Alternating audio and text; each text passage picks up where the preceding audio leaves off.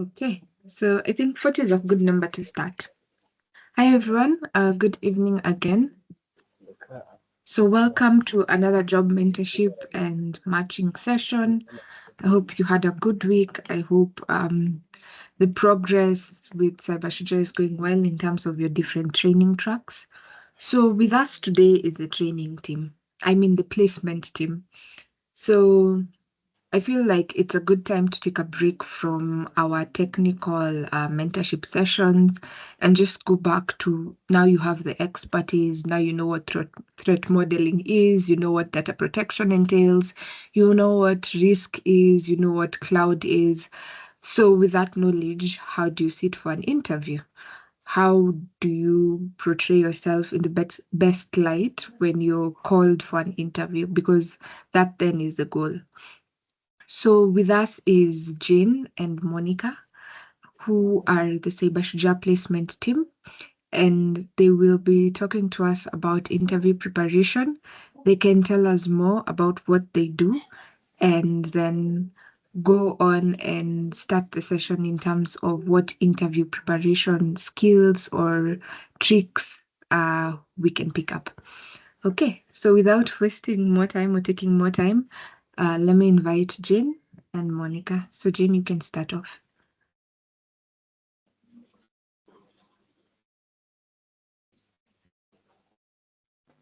Hello, Jane. Hi, Hope. Thank you, Hope. Hi. Hi, everyone. I'm not sure Monica is here. Monica, are you around? Oh, okay. Yes, I I'm don't see. here. Oh, yes. So, Monica, maybe you can start us off. Then I'll take over. Okay, so as you've heard, my name is Monica Wanjiko. I am a HR by profession, and at Cyberja, I am the placement officer. And I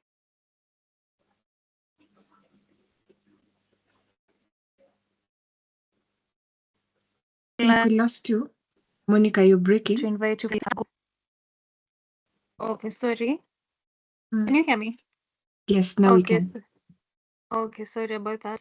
Yeah, I was saying I'm looking forward to a very interactive session with you all, and we'll get to learn and understand the various techniques and processes that one should definitely or learn about the interview process from the beginning to the end until you get the job offer, the do's and don'ts, and the preferences of recruiters and what you should be able to and how you should be able to prepare yourself before and after the interview, and also we will delve also into matters salary negotiation, because how do you get to negotiate for your salary? It's like sort of an exchange for the skills that you're offering to this employer. Yeah. So yeah, Jane, you can pick up from there.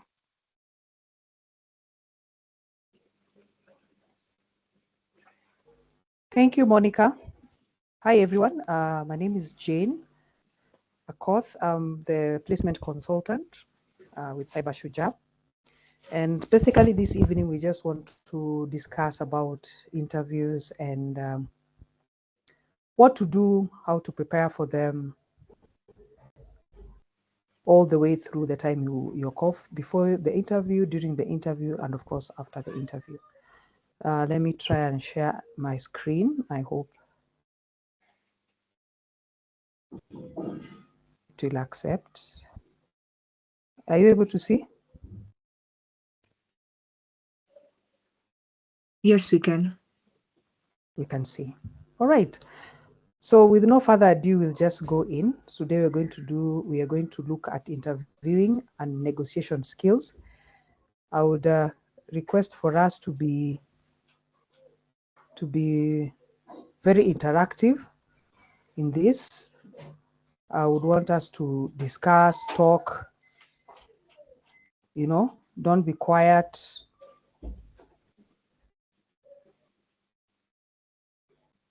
Yeah, sorry, let me just set this up.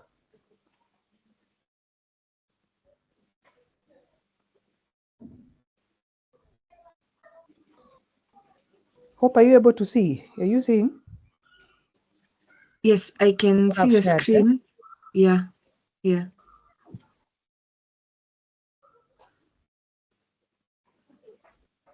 Okay. You're seeing the whole screen. Am I only the slides? The one slide. You're seeing everything. The one slide and some on the side. It's not on presentation mode. Yeah. Okay. All right. Just a moment. So I want to put it on the slide. So when I do that, in case there are any questions, hope you can alert me kindly. Okay. So I'd also suggest we put up some of the questions on the Q&A, and then Yes. also, yeah, so Monica can also help in responding to those ones, and then just those that All right. require, yeah, asking, we can ask, yeah. All right. Okay, guys, let's start. So remember, let's interact, let's talk, ask questions. Let's not make the session boring. Eh? We don't want to all sleep. So interviewing and negotiation skills.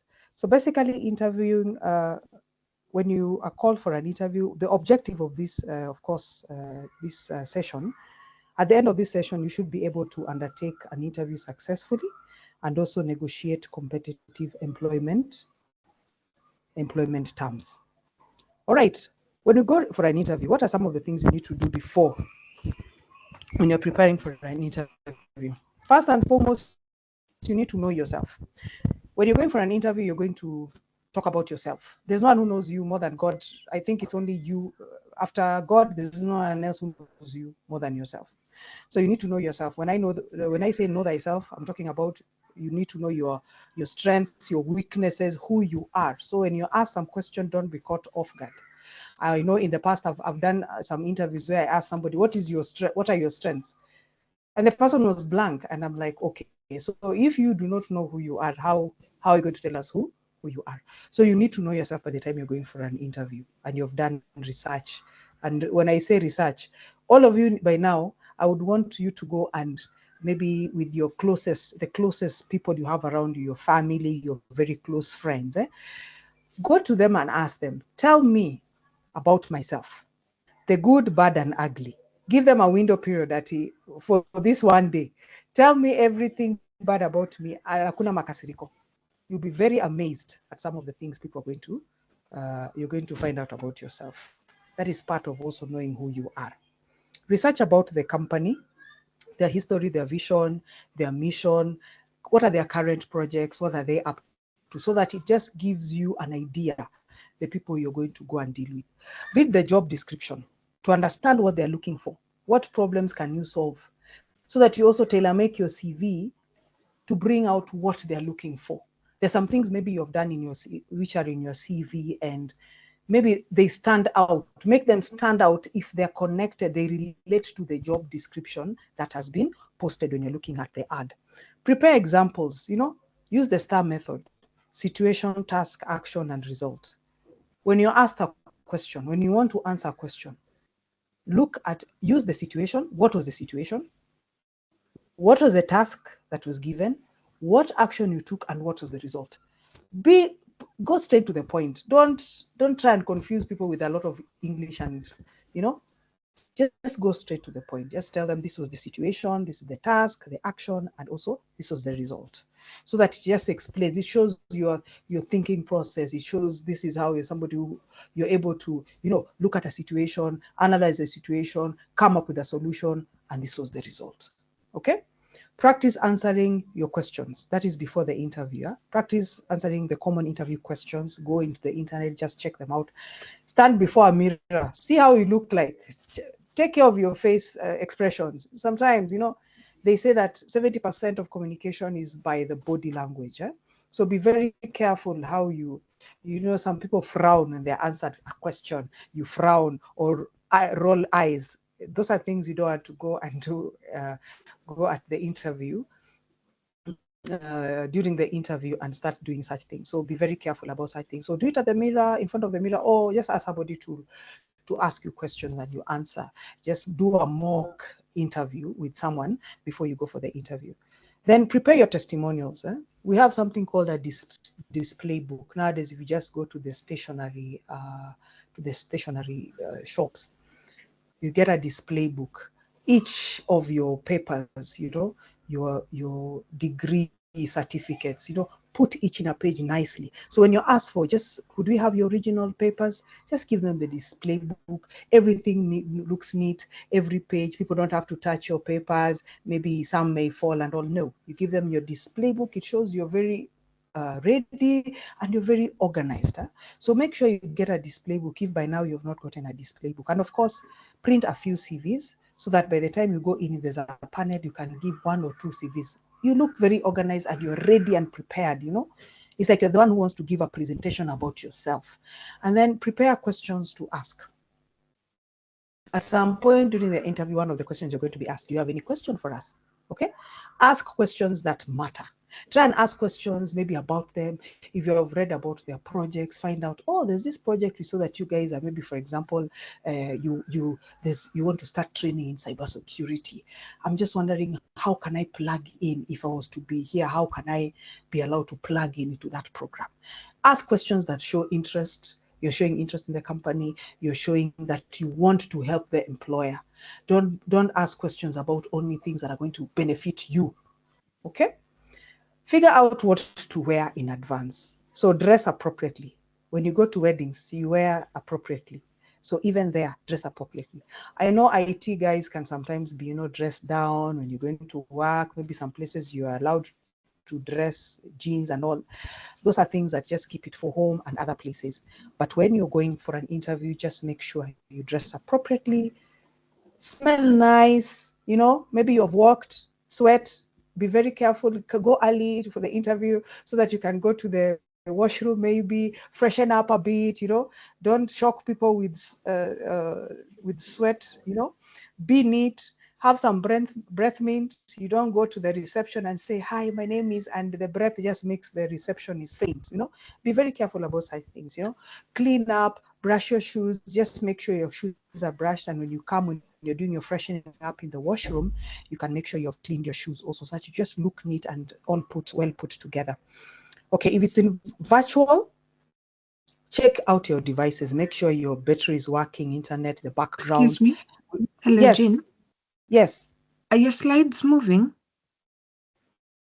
No, we are still at 1. Okay. We are still I at just this wanted one. to Okay. No, That's it's not fine. moving. I'm still at this one. Yes. So when you check out your devices, make sure your background is okay. I know you've seen some, maybe social media, you've seen that crazy backgrounds when people are doing virtual meetings. So be very careful you don't do such things, because you don't want your player getting a wrong impression about you. Arrive early. Make sure you find out about the location much earlier. Okay, you can do Google and find out, where is this place? And if you're not very sure about the place, just do due diligence, go there much early, so that if you need to get lost way in advance. So by the time you are supposed to be there for the interview, you're going to be there on time. Stay calm, answer questions better. You answer questions better when you're calm. Just remain calm. These people want to talk to you. They're human beings like you. Don't start thinking that, whoa, what's the worst that will happen? They may not like you. And please note, and even if they don't pick you, it is not about you. It's about what they needed and what they were looking for, and they want a perfect fit for themselves. So that should not reflect it's not a reflection of who you are, or maybe you're not somebody who's good enough. No, don't look at it that way. So you just stay calm, answer questions calmly. You think better when you're calm. It's okay to be nervous. Don't be embarrassed, but just try and remain calm. Be nice and respectful to the subordinate staff. Be very careful. Some people are very rude to the watchman or to the tea girl. Some of these people give back feedback to the bosses. Some of the people, whether these subordinate staff, some of them have the privilege, because they go and serve tea in some of the high offices. So they have the privilege to whisper something to some of the bosses. So be very careful. From the time you enter, from the gate, just be somebody respectful, nice to those people that you're going to meet.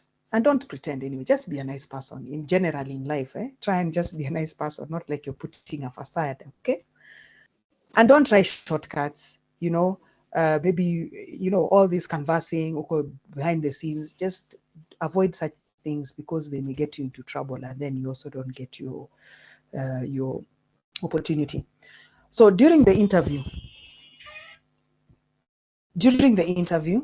bring your testimonials and several copies of your resume. So that one we had spoken about. Of course, you have your display book.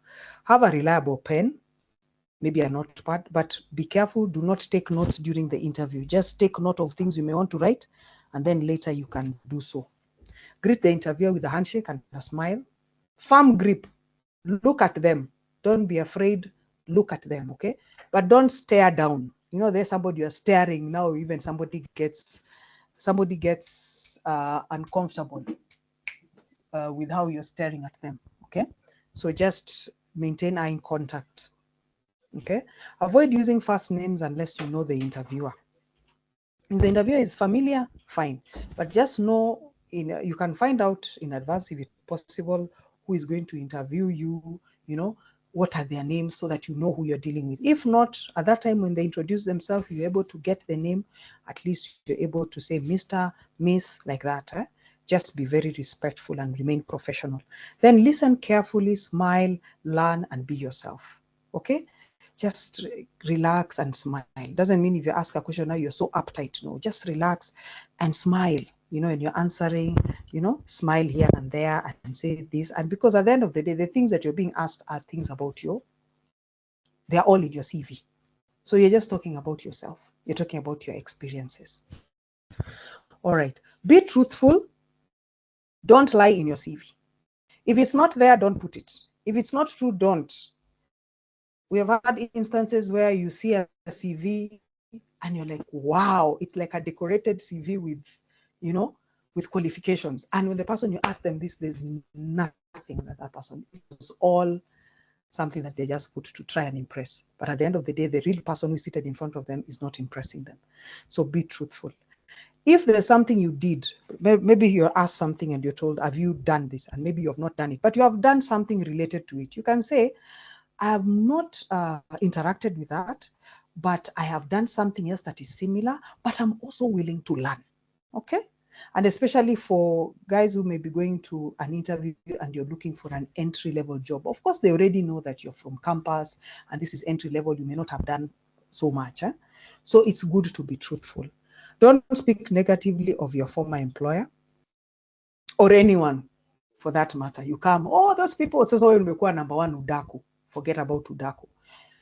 Just say whatever. If you're asked, maybe you had your former employer, you had not, maybe you're not getting along or something happened. Just try and say, oh, there was a few we were not in agreement in some issues and I left. So don't start, oh, there was bad. No, do not, because employers look at, they value loyalty.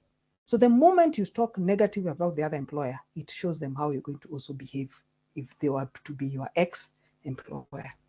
Watch your grammar, try and use the right grammar when you're speaking to them.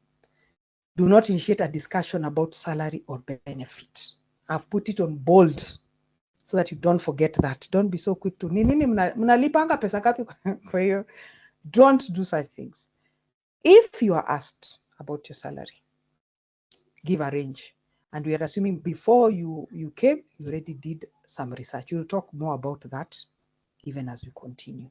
But never, don't initiate the discussion about a salary or benefit. Use good posture, sit up, you know, just sit up, relax, don't slouch, sit up. It shows confidence. Of course, we have talked about dressing decently and smart. Relate your qualifications to your desired job. We also talked about that, and end on a positive note. When you have spoken or you've been asked questions and you've been spoken, you are done, end on a positive note. Say, asante sana, thank you for having me. It was really a pleasure having you, and I'm looking forward to hearing more from you. After the interview, you can send a thank you note within 24 hours, 24 to 48 hours. You can thank them for their time, reiterate your interest for the role, briefly mention your qualification. You can send an email or a hand note.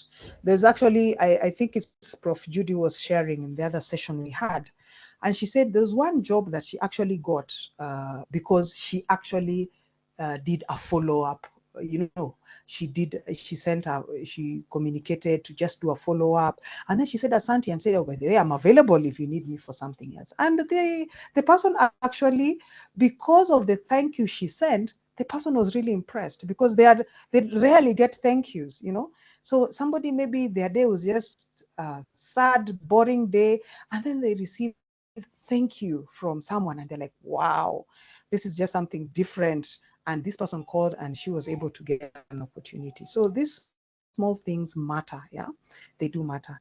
After the interview, you can evaluate your performance. Sit down and just reflect what you did well, what you can improve on.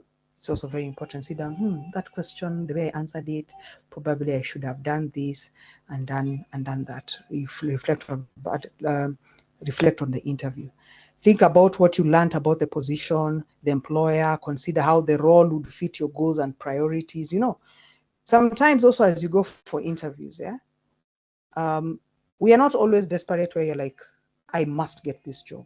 Sometimes you're in a position you want to upgrade, you want to get to a better job. And maybe what they're offering is not what you really want. And where you are, okay, you're okay, you're comfortable. You want to change, yes, but you're not that desperate. So also when there are particular things you're looking at, so those are also things you can consider based on your goals and your priorities. Then do a follow-up. If you don't hear back from the employer within the indicated timelines, you remember that first one was saying thank you. Then maybe after a week or so, maybe the deadline had passed, the time is you're given has passed, you're told 1 or 2 weeks, that has passed. You can do a follow-up, you can call or email the interviewer, reaffirm your interest in the position and ask if there's about the hiring timeline. Those are things you're free to do respectfully, in a nice way, not in a badgering way, not in a way where you're stalking them, Paka, you'll be blacklisted. No, just calmly, polite, just follow up. You can also ask if you're told the role had already been filled, you can ask, okay, maybe I was just wanted to have a discussion, find out what I can do better next time, your advice for me as I progress in my career. Then, of course, after all this, reduce stress, waiting, relax and try some some stress relieving activities. Go and have some fun. Go and have some fun. Talk to people. So at that juncture, I would want us to take a break and we ask, maybe until that point, if there are questions, you can ask questions before maybe continue a bit. If there are questions, we can at this point. If you're okay, you can just let me know so that we continue. Tuko pamoja? Kama if you're in the house, some reaction. Yes, Rashid, I see you. I have a question. Osano, yes. Is it a cause for concern if an organization sends you to rejection emails? Sorry? Is it a cause of concern if an organization sends you to rejection emails? Two. Yes. The same organization sent you first one, and then again they sent you another one. Yes.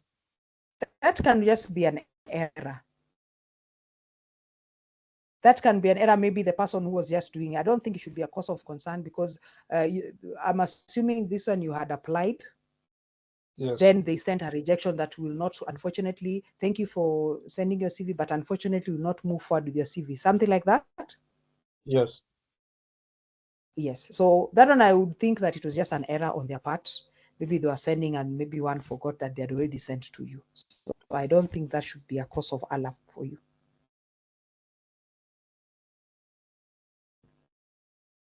Okay. Thank you. Oh, karibu.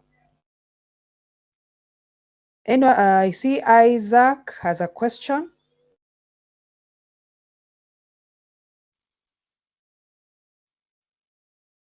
Yes, Isaac.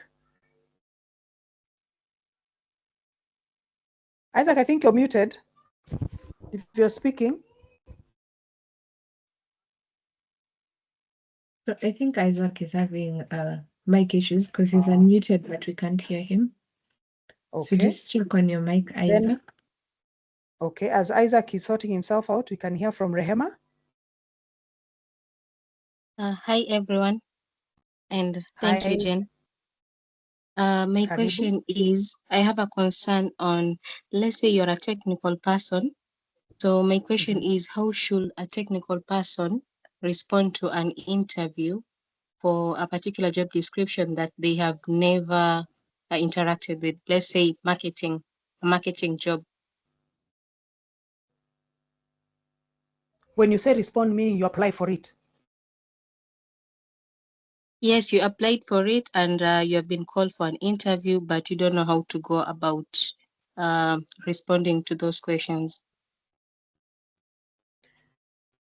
Okay, so the questions probably you're in technical and you've applied to a marketing job, and some question on marketing you may not know how to answer. That's what you mean. Yes. Okay, so there's some jobs, for example, like in marketing, they may say, you may see jobs they're saying whether you have done marketing or other related courses. So with other related courses, there are some jobs which you don't really need so much expertise, meaning that you can learn on the job. So by the time they're picking your CV, because they've seen you've done IT, they've seen all your things that you've put on your CV, they have seen, and yet they have decided to pick you and call you for an interview. Meaning there's people who are also open to, yes, you may have your background in IT, but they're also open to give you an opportunity to also learn. So what you know about marketing, you can learn more about you check the job ID, JD, what we had talked about, go and check the job ID. Once you've checked the job ID, if there are things that you know that you can say from, these are things I have learned, maybe in school I have learned, or I've also done some research, that is how you can answer some of the questions that they're going to ask you.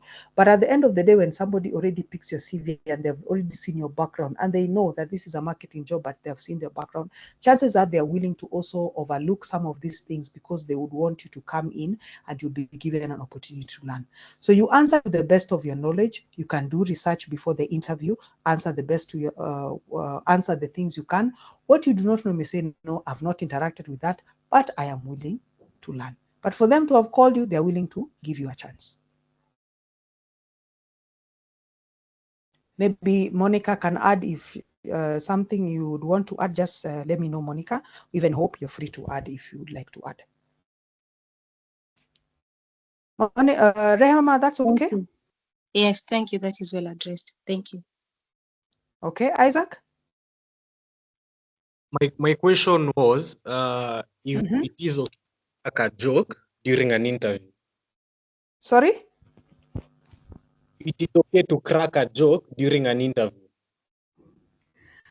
I'd be very careful not to, because depending on the joke, you see, you may not know the people at the panel. Some jokes may not be understood by everyone. Some jokes may be offensive to some people. So you need to be very careful to avoid jokes. Unless it's something very general that you are sure no one will be offended. But if you are able to steer away from such, just steer away. Relax, smile, yes, but steer away from things if you're not very sure how they'll be received. But if they crack a joke, you laugh.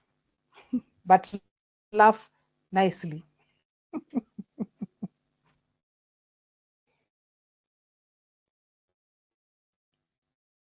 Okay, that was Isaac. Isaac?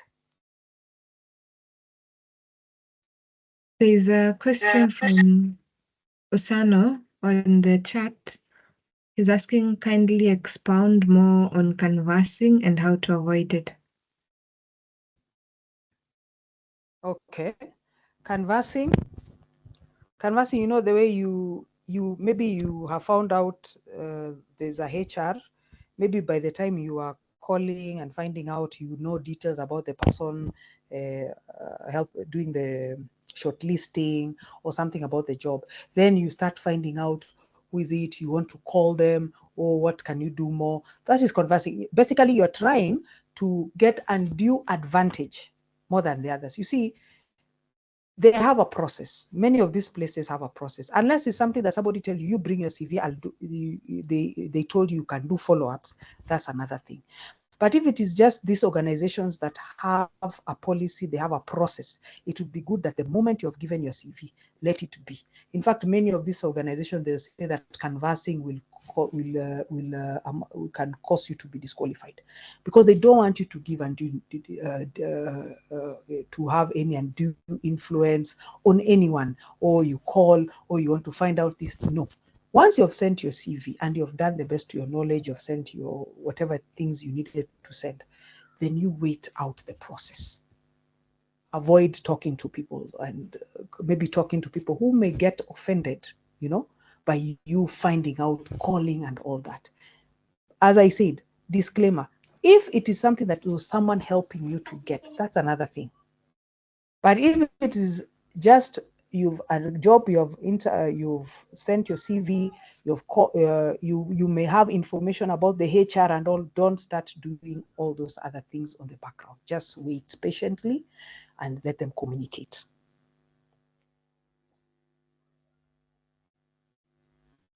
Okay. So just to follow up on that one, Jane, Yes. the IT community is not that big, especially the cybersecurity one. So chances are you may find yourself in a room with people you've interacted maybe during CTFs or the different programs, the different IT programs. My question is, do you pretend you don't know each other? Or how do you go about it? If the interview panel has someone you've worked with before on a project or have interacted with?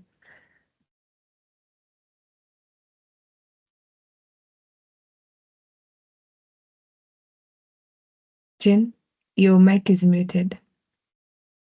Sorry. If you go to a panel, let us say, for example, there's sometimes if you go and you already are aware that somebody is going to be in the panel, they did not recuse themselves. Because sometimes the person who, if it's somebody who's honest and all, or maybe they just want to avoid any issues, they may say, since I'm the one who helped you do this, I'll not come for the interview. I will inform the panel that I am not going to sit there because there's issues of interest we are looking at. So that one, if the person has communicated at me, I'll not be there, you're good to go. Another instance is somebody can tell you, since I know you, don't show that you know me. Okay? If they have communicated, don't do it. But if you've gone to an interview and then you find somebody you know and they've introduced themselves, if they don't communicate to you, because chances are the interviewer, by the time they're introducing themselves, they'll say, hi, I know you. If they don't, it would be better you don't start giving stories. Okay, you don't just say stories, oh, hello, or you can just politely say, oh, I remember you from here. Politely, not you trying to make it look like, oh, you're my pal. No. Just be professional about it when you are there when you're there at the interview. Try and be professional, just be calm and cool about it, because people do know people. This is a small world. And yes, it's true. IT is a very small world. And that is why even canvassing and doing funny things, the moment you do something, you mess something up in this IT firm, another firm, by the next time, the other IT group somewhere else already knows this guy here who did this is a guy who did this. So you need to be careful. So if the person has told you don't admit you know me, don't. If the person says fine, they also just acknowledge you there.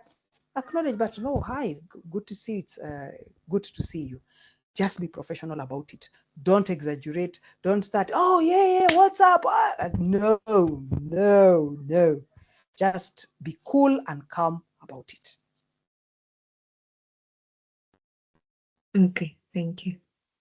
Yeah. So, Onesimus? Yeah. Those Onesimus? Okay, good evening.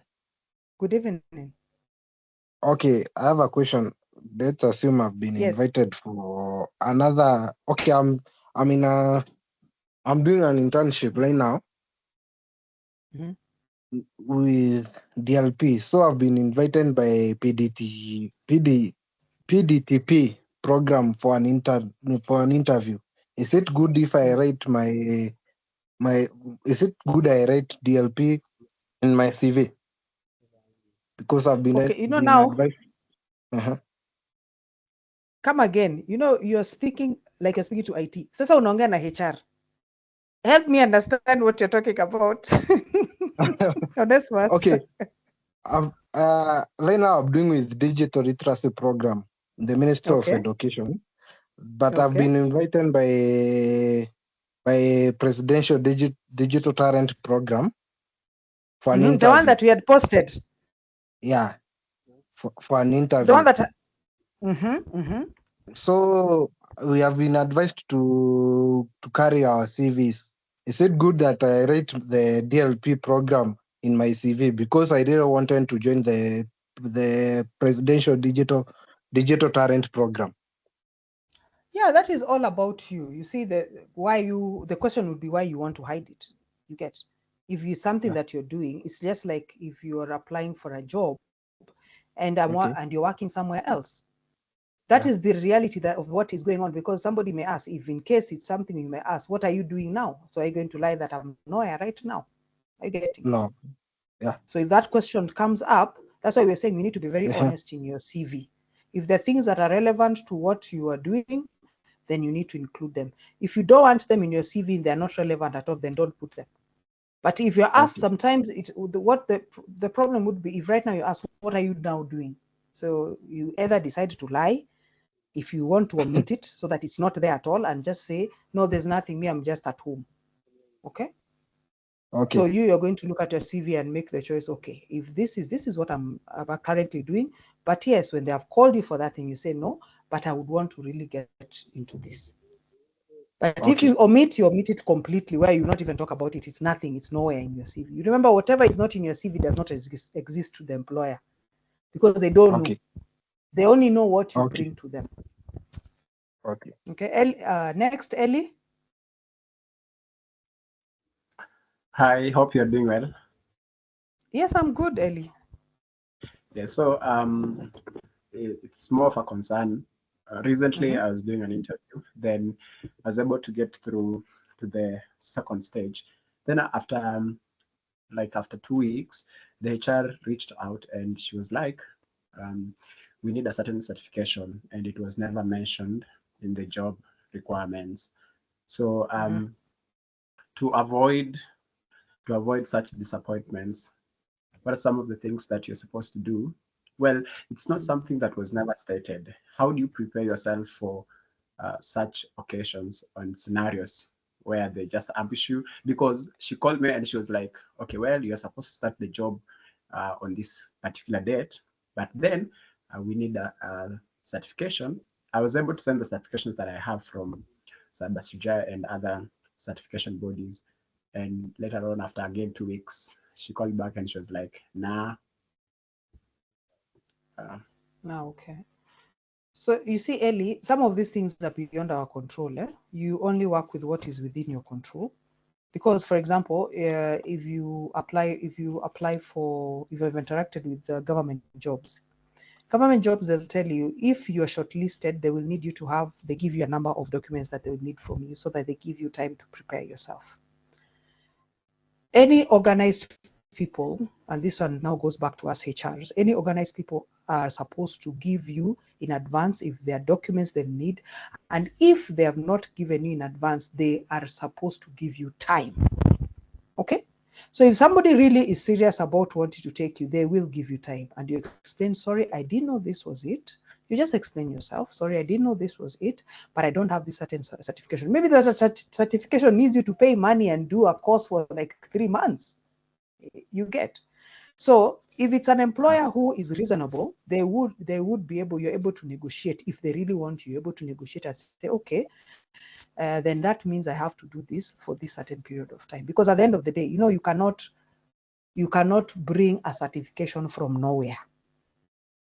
You get.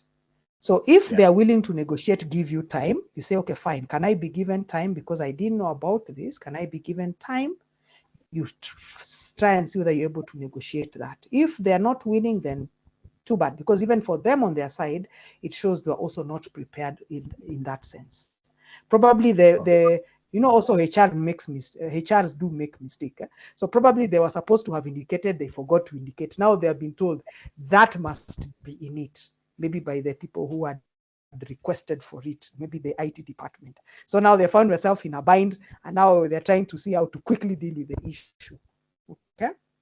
So you try and negotiate, explain, you don't have it, but you're willing to look for it if you can be given time. If they agree, fine. If not, too bad. Okay. On the same, thank you for like again, I applied for a certain job and they sent an email and they said you've been shortlisted. Till then, okay, since then, I've never received communications from them. I tried emailing them, they never responded as well. So do I still wait or just, I mean, look those for other ones, you leave them. You have communicated, you leave them. When you're looking for a job, please, until you sign a contract, you're still out there. Okay? Like they say in the dating scene, until somebody puts a ring on it, you're out there. Okay? So even in the work, when you're looking for a job, you've not gotten a job, you have been called for an interview. Okay. So, you know, you cannot now stop. I've been called for an interview, now I'm going to stop everything else to wait for an interview. Don't. Keep applying for jobs until the day you sign a contract. Keep applying for jobs. Some will not communicate. Some have their own issues there. Maybe they went and froze the whole thing. There are some government institutions where they were looking for people, and then all of a sudden there was a change in the ministry, and now all jobs have been freeze. There's a freeze. No jobs. So you see, there's nothing they can do. At that time, they're not taking, even people who are ready for shortlisting, nothing, everything goes quiet. So there's nothing you can do about it. So what you keep on doing, you keep on applying until the day you sign a contract, then you can now relax. Before that, don't apply for one and you're waiting. You're like, oh, maybe they will. No, apply as many as possible. And then something is going to open up. Okay, thank you. Yes, Joseph? Hi, Jen. Hi, everyone. Yes, Joseph? You can hear me? Can you hear me? Yes, I can hear you. Okay. So I think you've addressed some of the things that I wanted to ask, but maybe you can answer this differently. Let's say, for example, I've seen a job. The job has been advertised, and I feel this job really fits me. I have applied, and then they don't reply. That is the first thing. You've sent everything that needed to be sent. First, they don't reply, or to some other times they can reply and say, we've seen your qualification, but we've decided to move on with other applicants. So does that call for a concern, or like how do you handle that? After that, maybe it's something I wanted and then you got disappointed. Thank you. Okay, thank you, Joseph. That's a good question. When you're sent, that is actually one of the, that is a regret letter. So basically, yes, we have received the CV, but unfortunately we'll move on. We got another fit candidate that fits, perfect fit, or who fit whatever they are looking for. So that has got nothing to do with you. And I think I mentioned it earlier when I was just earlier on. Okay. That has got nothing to do with you, Joseph, because at the end of the day, remember, they are also looking for their person. The person that will fit what they're looking for. So they have looked at the CVs, and they have shortlisted the ones that they feel will be a perfect fit for them. That in no way reflects on who you are, your worth, or your competency. Okay? So what you need to do for you is to understand that when you're looking for jobs, during job hunting, that is part of job hunting. Disappointment will come where you are sent regret letters, some people don't even answer you, some never bother, you go for interviews, they don't communicate. That is part of it. So you take it with a stride. You develop a thick skin. All But right. you develop a thick skin, but also remember, it is not about you. The person decided. It's like, I keep going this because I think it reflects better when I give examples of, like, in a relationship. A guy is looking for a chick, a wife. He will look for the perfect fit, the woman that he wants. Okay? So Yes. it is not that the other woman is bad or she's ugly. It's just that it was not his perfect fit. So it does Okay. not, in no way reflects to that woman that she was not good enough. Okay?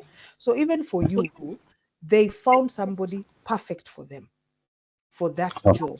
So all for you right. also, you keep on searching, you keep on applying until they will be a perfect fit for another place. And when you get there, you'll actually enjoy yourself because you have the perfect fit for that job.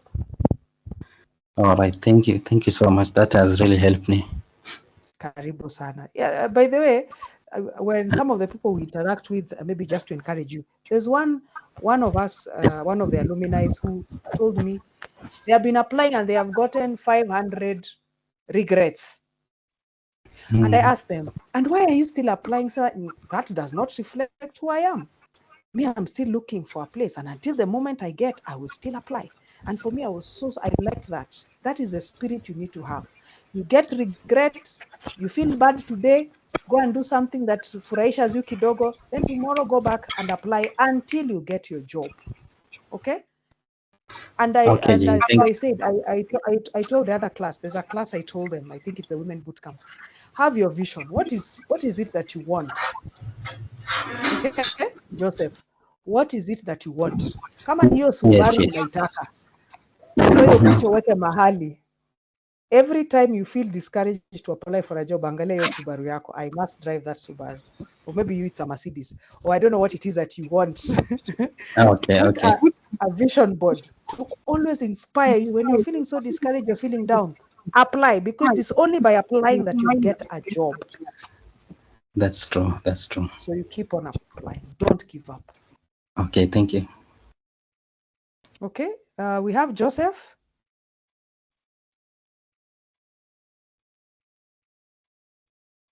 There's somebody else? Okay, John. Hi Jen? everyone. Okay. Hope Yes, you're good. yes. Can you hear me? Somebody's commenting. Yes. Oh, I just wanted to ask, Mm.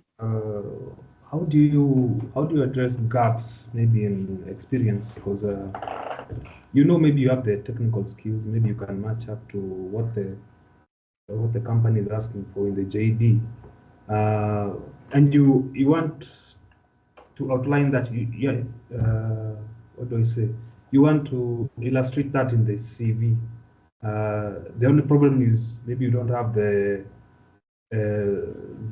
experience from a real working environment, but you're sure you can prove that if given a chance. So how do you address maybe that gap? Maybe the company maybe wants 5 years, but maybe you can match up. Maybe you are freelancing, but you can match up. So how can you address that gap maybe in the CV, or maybe in the cover letter, maybe in the portfolio? How can you do that? Thank you. All right. Thank you, John. Yes, many organizations or many employers say 10 years plus, 50 years plus, and you're like, oh gosh, I only have 1 year. We still encourage you to apply. And for you, if you are talking about you've done these things freelancing, put it in your CV. Anything you have done that is relevant to the job you're applying, put it in the CV, because that is what is going to speak for you. You may mention it in your cover letter, but avoid also having too long of a cover letter, but mention the things that matter. That's why it's very important for you to understand, get to know the JD, understand the JD. The moment you have understood it, you know it, then you know what needs to stand out with what you have done. All the experiences you have done, you know what needs to stand out. So you make sure that comes out. That really comes out in your CV and in your cover letter. If you're called for the interview, then now you're able to speak for yourself. But for now, the moment it is just CV, that is where you'll have to put everything that can actually get you to be called in for an interview. So capture it. Make sure you capture it. Okay, John, maybe Monica, did I hear Monica wanting to say something? Yes. There's another question from the chat if you're done with John. Oh, okay. So let me finish Thank with you. John. John, are we okay with that? Thank you. Okay, there's Joseph. If I go to the chat, Joseph. Okay.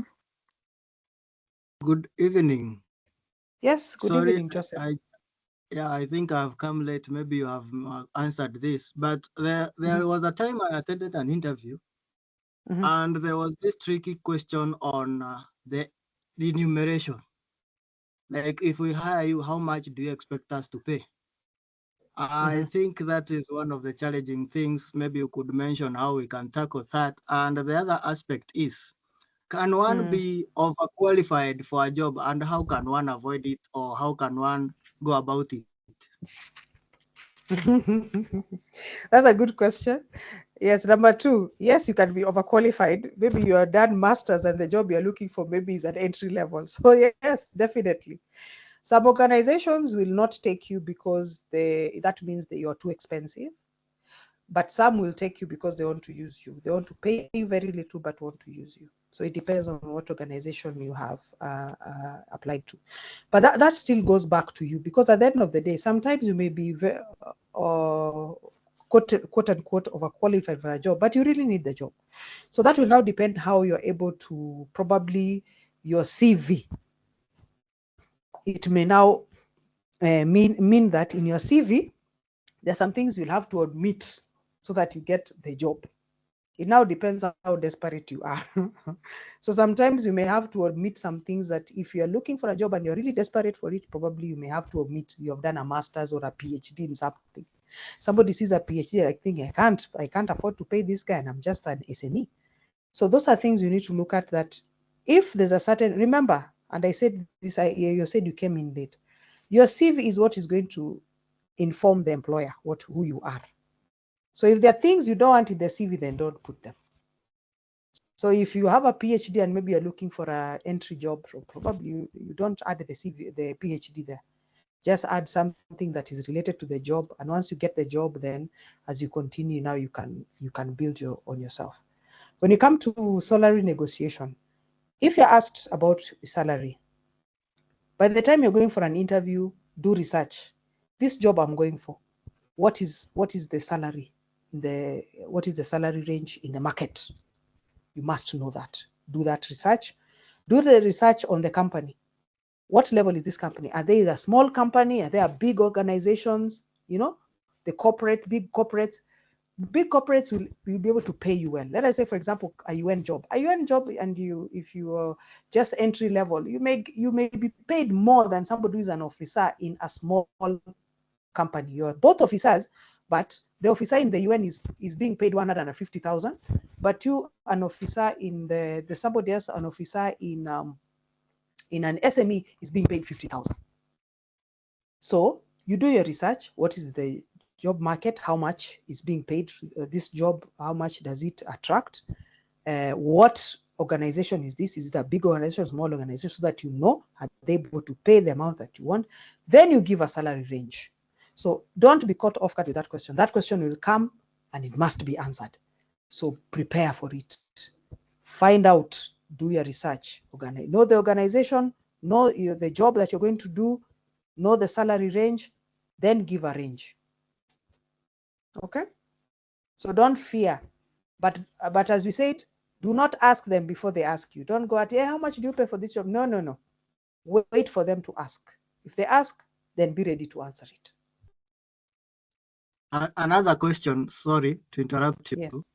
Yes. After the interview, there was this other question, like, what would you like to ask us? Like, how can one mitigate that? No, they are the ones you are supposed to ask. Yes, prepare. We had tackled it before you came in. Prepare questions that you'll ask. And we said, make sure you've done research about the company.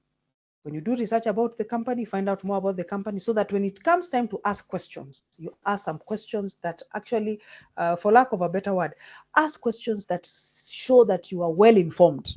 Okay? Ask something about if there are projects that they're doing.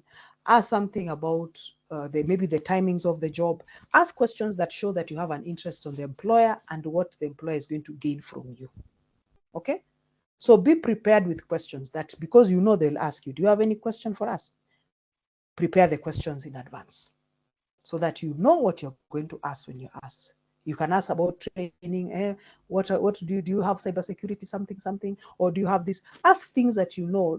Once you have looked, we're assuming you have looked at the JD, you have looked at the company, what they deal with. So ask things that they see, oh, this person is well informed and this person is actually interested. I call them wise questions.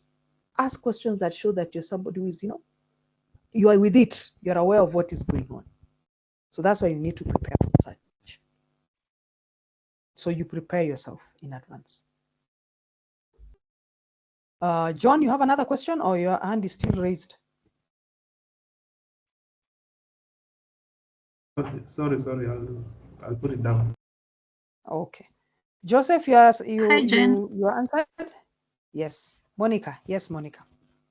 Okay, so I have a few comments based on the questions we've received. Can you hear me? Yes, I can. Okay, so there's one person who asked about them attending interviews and they're asked to perform or do the technical bits of the role they are applying for. So my question will be, are they applying for jobs that are above them, that it requires more skills than the ones they possess?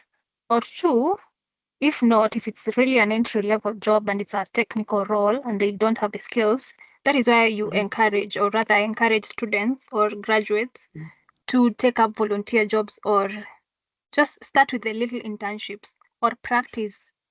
Help those friends that you have, ask your networks for additional tasks that they have and you feel like you could assist them. That is how you get to practice, because all these things, the technical skills, they require you to just practice, because no one else will teach you if you don't teach yourself, if an organization is not willing to take you without the right skills. Yeah. Yeah, and there was another question on overqualification. So to counter that, I really encourage students, once you're done with school, look for those internships, entry-level jobs before you proceed to other levels of education. If you want to progress, have a foundational ground on experience so that you have something to showcase that you can really do it, apart from just having the certificates, the skills listed in your CV, but there's no proof that you can do it. And then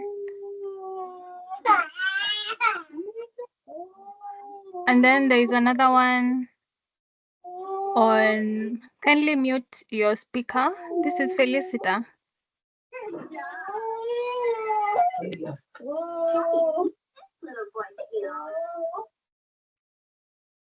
Sorry about that.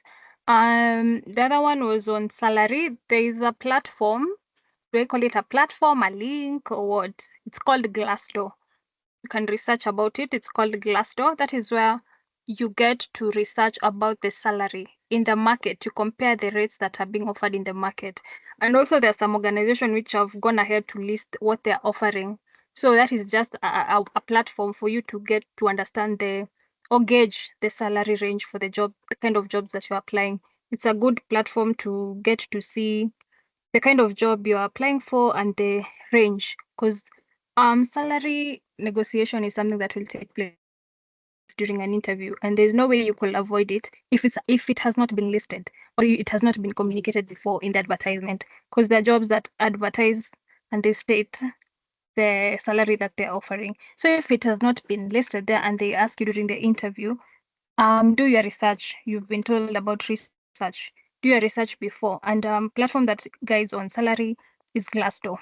It will help you to have an open mind and understand how the market dynamics works in terms of salary. Yes, that's it. Thank you. Thank you, Monica. Okay. Maybe Isaac. we can take up Sorry? a question from, we can take up a question in the chat. There's a question in the chat. My chat is not showing. I'm trying to refresh. It's not, unless you Okay, Yeah. let me read for me. I don't know what's up with it. Yes. Okay, sawa. We have one from Rachel Kamau. She's asking, given my business background and recent certifications in cybersecurity from Cisco, what will be the best way to position myself when applying for cybersecurity jobs or internships? I'll also appreciate any tips on how to frame my CV to highlight this blend of skills. Okay. So that's basically is how you whatever you have done. So as we say, the CV is supposed to be something that is marketing you. Basically, you're marketing yourself. So if you have a business background, but now it's like you want to move to cybersecurity. Did I get that right, Monica? Yes. Okay. So basically, She you has a tailor business make your CV. background and certifications. Yeah. And now she has certification, and now she wants to tailor. So basically, it's tailor make your CV to now to the direction you want to take. You're going to have to whatever is you want to get involved in is what needs to stand out in your CV.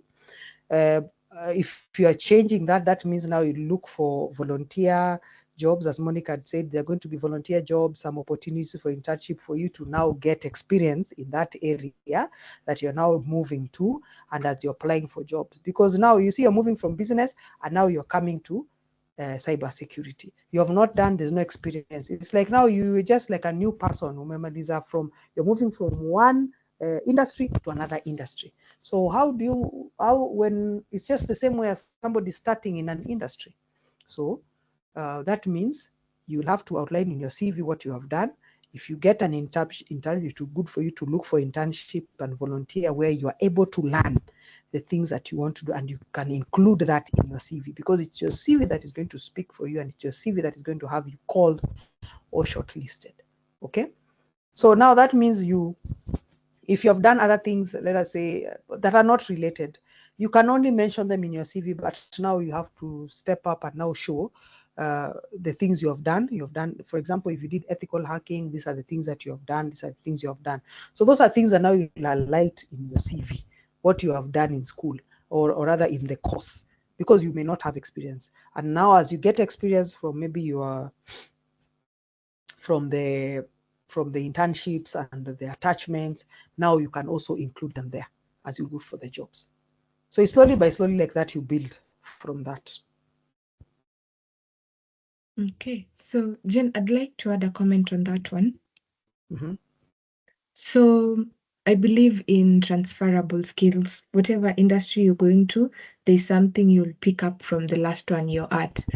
To say simply is, even if let's say you're coming from a business side to the IT, maybe cybersecurity side, you still had some skills in your business side that are transferable into the IT side. So highlight those transferable skills. An example is maybe a stakeholder management. That is something that is both on the business side and both on the cybersecurity side, because in both ends you will have to engage with stakeholders or those who are upskill in the organization. So emphasize on those transferable skills. You won't be at zero. So put on your CV, put your transferable skills there. Something else a mentor told me some time back is pick an organization you want to work for, and then or a job description for a job role you want to get, and then match what is listed on that job description to what you currently have. So basically have a tick list. If they're asking for, let's say, this skill, tick on it. You'll notice that you will very rarely will you pick a job description and you have nothing that matches that JD. So you will easily pick up your weaknesses and your strengths. That's another way to know yourself. So just pick up a JD that matches a role you want to go for, and then check what you have and what you don't have, and then make a timeline for yourself on how long you need to maybe gain certain skills, maybe see certain certifications you need to pursue, and so on. Yeah. Thank you, Hope. That is, yes. Yeah, that is good and well put. Isaac and Joseph, your hands are up. Are you asking?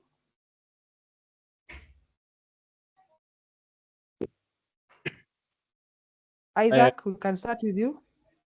Yes, I was asking maybe if you did business and then you ventured later into IT, then during an interview asked about the salary, then you give a high range, then they ask you why would you give that range. Then you say you have maybe a skill in business or maybe you have a degree in business.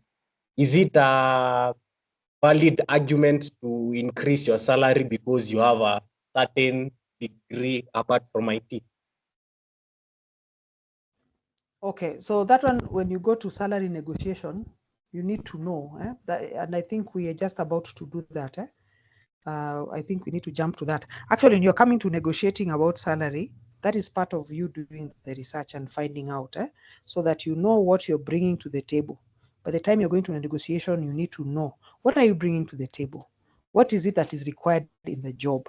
Okay, so that by the time you are negotiating, you are negotiating from a point of I deserve this. So you need to show why you deserve it. Okay. So if you've done a degree and maybe you've looked at the JD, some of the things they're asking about, you need to understand the JD. You need to know what you're bringing to the table. Is it commensurate? Okay. So whenever you're going to negotiate for a salary, you can't just say, okay, because I jumped from here to here, and you're just saying, there's no reason why you're not giving reasons. That is why you need to do your research. Do your research whether it is best, this is what is paid, based on the JD, what you're going to be doing, just based on your experience, what you're bringing to the table, what you can do and what you can do. So those are the things that are going to help you, whether you get the advantage when you're negotiating for the salary.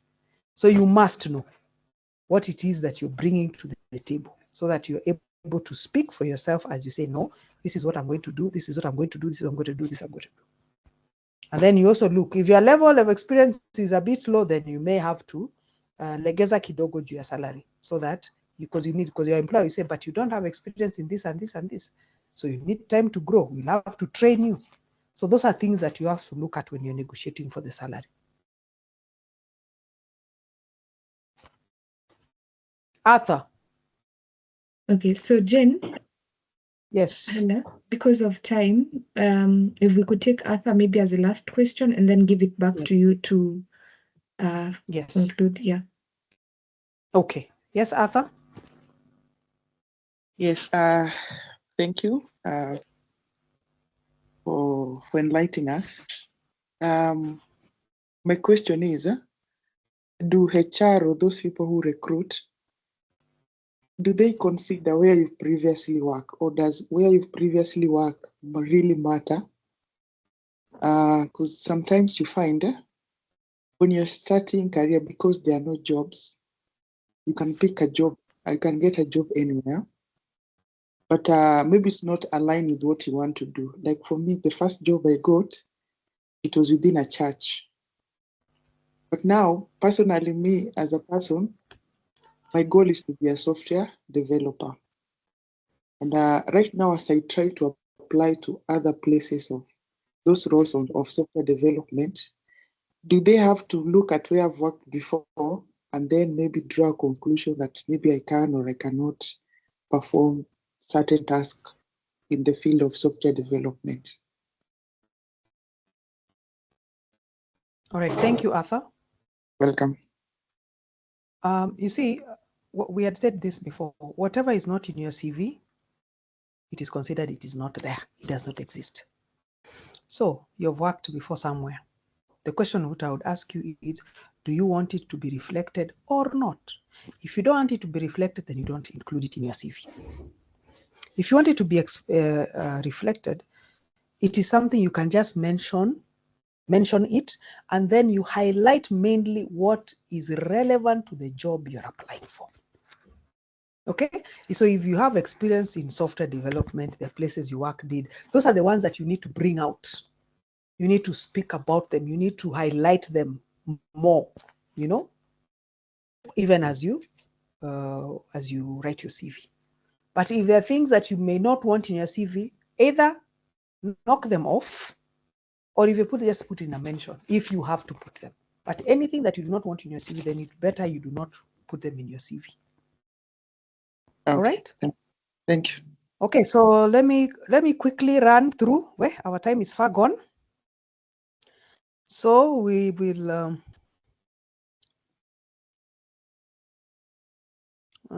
so I think we'll run through this one. So we come to negotiating salary. I think we have already talked about some of it. If an employer has extended a job offer to you, they want you for the position. Let's get that clear first. If somebody has now called you for speaking about the salary, meaning they're interested in you.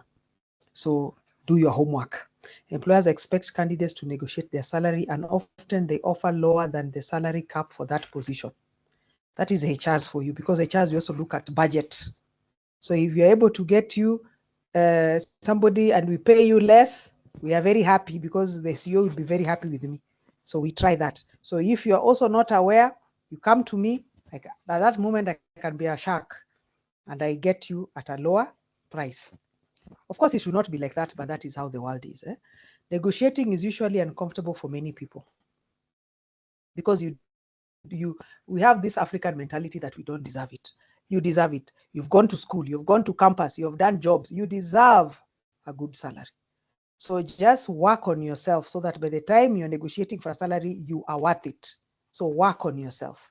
Work, get the certifications, do the jobs, technical skills, get them. So by the time you're negotiating from a place of advantage.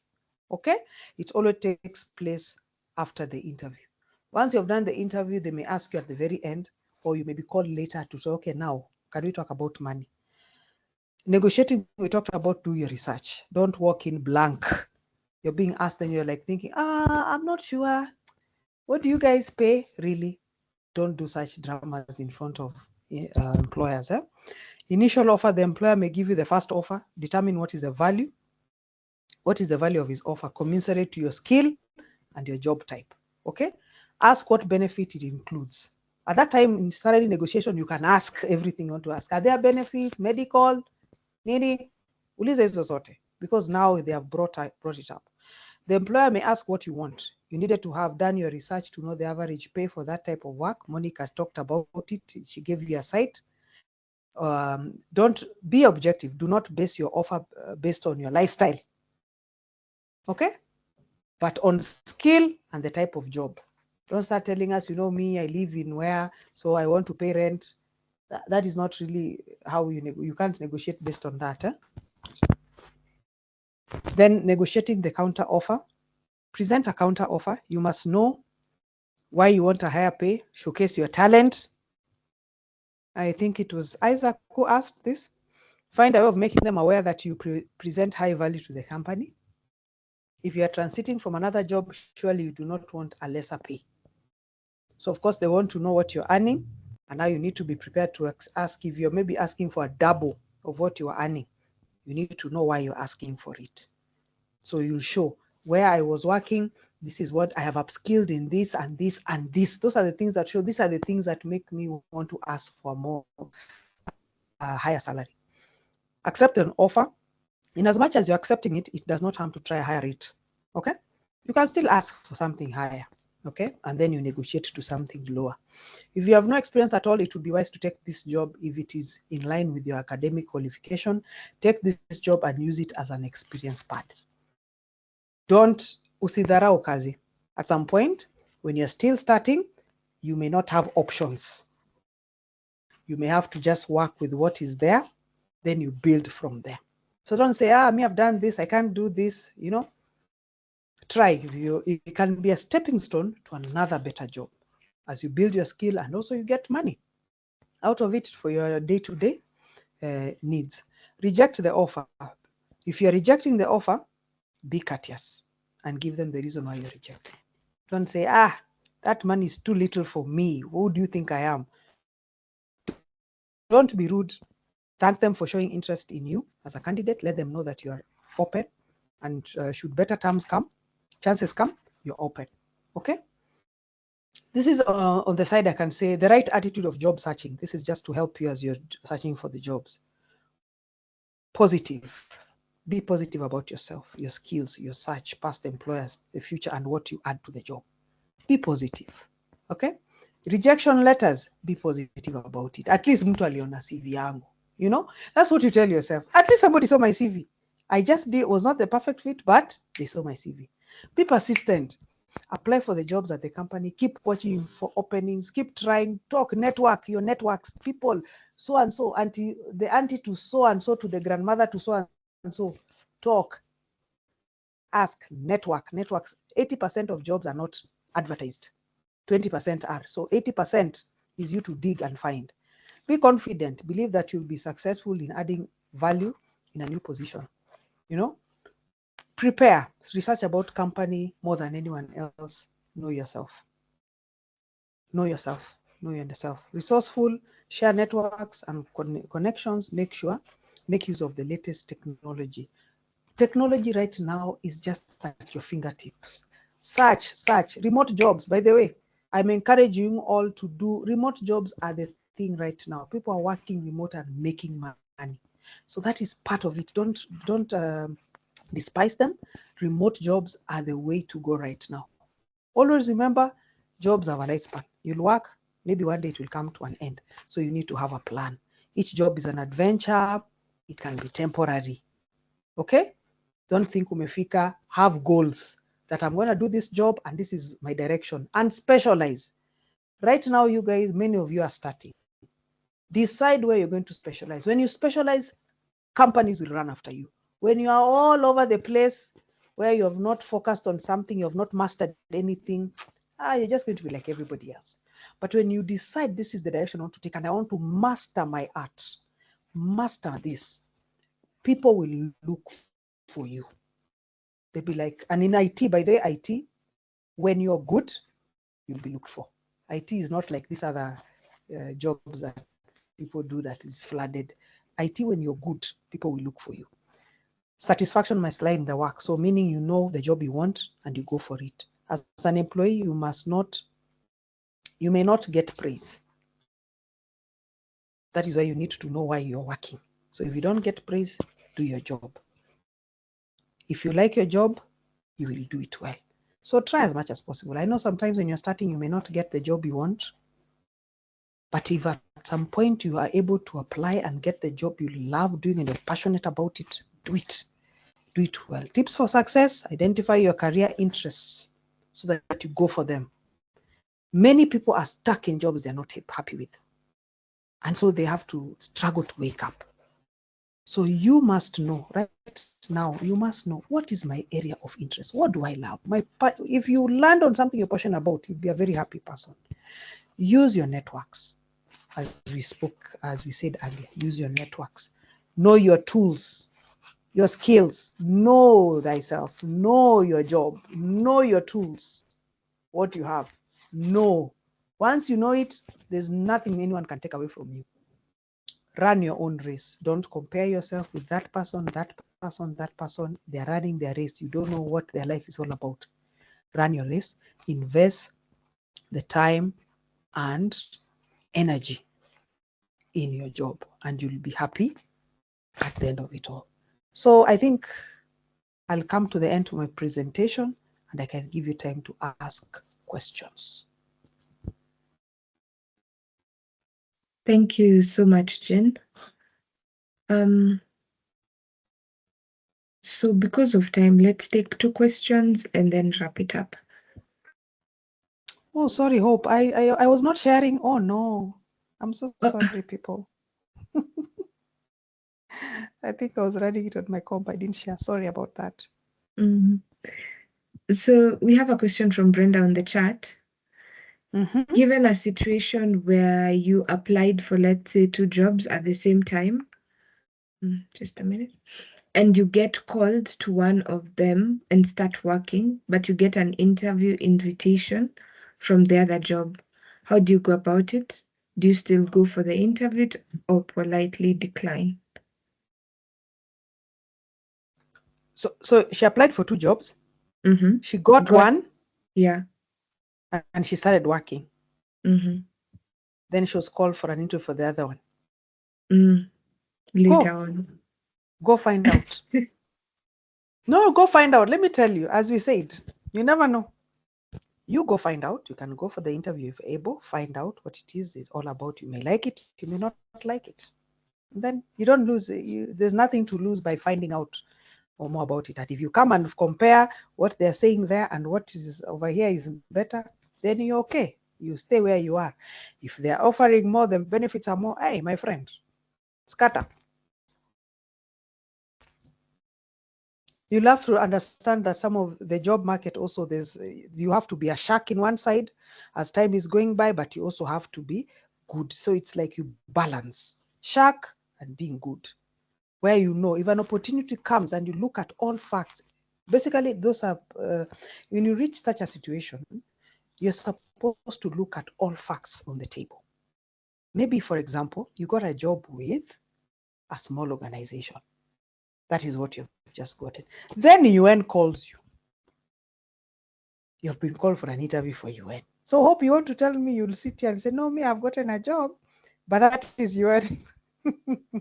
So sometimes for me, I would encourage you, go find out what they are saying. If you're able to get an hour or 2, go and find out and then see, and then make your decision. That is part of being a grown-up. Those are in situations that are going to come your way, where it's this and this. Now you have to make decisions. That is part of life.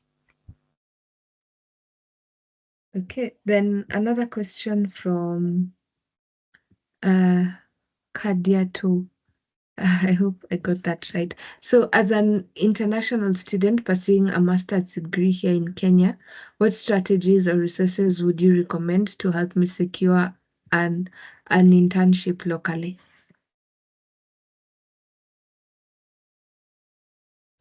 Come again, Hope. Shiza? So, this is an international student pursuing a master's degree here in Kenya.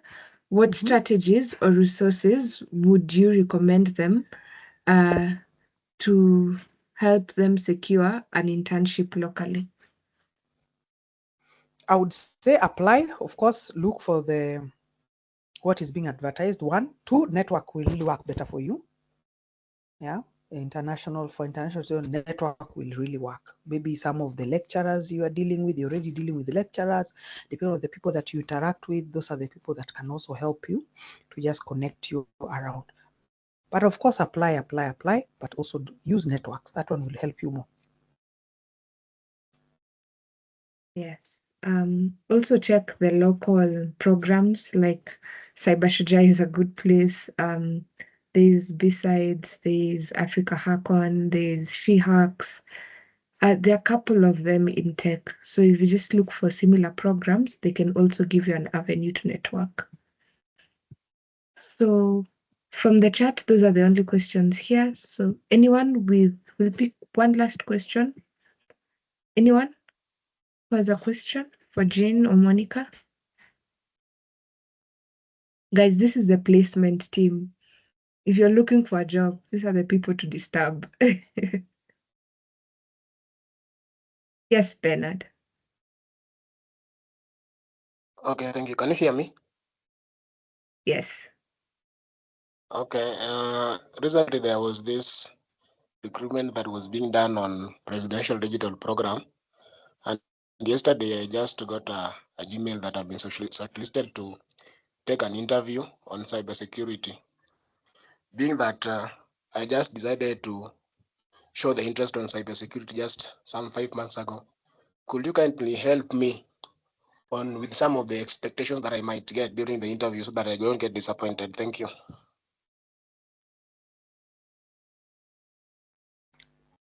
Hey, first of all, I'm happy. So this is the second person I'm hearing was called for the digital thing, because we had actually advertised it in the group. So that's a good thing. Monica, we need to follow up. Good things are happening and we're not aware. Yeah. Yeah, so So Bernard, if they have called you for that interview, you sent your CV, isn't it? No, that was not sent for the interview. You applied for it, isn't it? Which you sent your CV. They saw it and they have seen interest.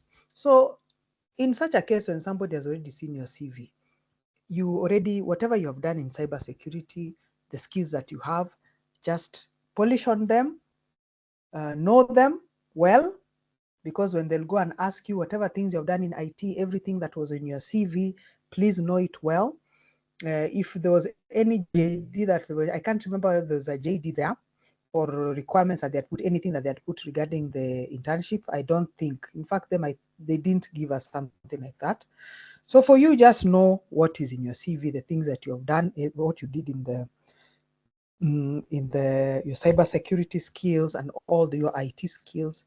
And when you're called, just be able to answer that. So just prepare yourself. All the things that we told you about, we have shared about interview preparations, negotiation skills, just use all those things and you'll be very ready for any interview that you go to. And by the all the best. All who have been called for that, all the best. I hope you get it.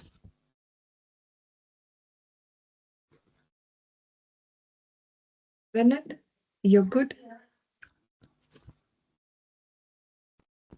Yeah, I'm okay. Okay, thank you. So thank you so much, everyone. I'll give it back to Jane and then Monica, just some closing remarks, and then I bring the session to a wrap. Okay. All right. Thank you, Hope. Thank you, everyone, for staying on. For me, my parting shot would be, it's a journey. Okay. When you're starting this is a journey. And a journey means there's a lot going to happen. So it's going to be one thing today, there's another thing, tomorrow is another thing, tomorrow is another thing. This is part of adulthood. So be open, be positive, keep grinding, work hard. Don't give up, work hard, look, apply for jobs. When opportunities come, you go for them, do not fear, just go for it. And things are gonna work out, okay? Don't be discouraged, regrets will be there, that is part of life. Apply, apply, apply. When you get jobs, become good at what you're doing. Work hard. You go to a place, you're given an opportunity, work hard. Have goals, have goals in your life so that this is the direction I am going. And of course, everything will just work out if you're focused, you have a plan, and you're moving to a certain direction. And so thank you so much for having me, and I just hope we'll interact more, and I hope all of you all the best and success. Thank you. I hear there's somebody putting up their hand. Hope you'll decide. Let's go with Monica. Monica, give us your closing remarks. Thank you so much, Hope, for having us this evening. It was quite an interactive session. My parting shot will be to encourage the graduates to, again, not give up. And from the presentation that we've had today, there's the common interview questions. So that is like you're more Kenya, you already know, you are already a step ahead of knowing what to expect in an interview, the common questions. And then the other things, you just have an open mind, do your research always.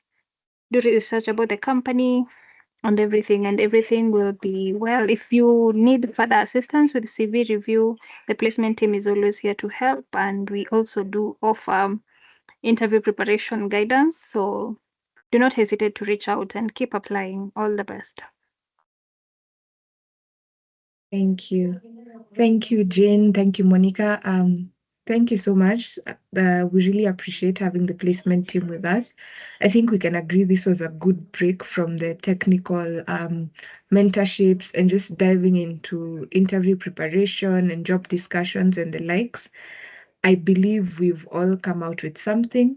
And I believe we've now interacted with the placement team if you hadn't had a chance for that.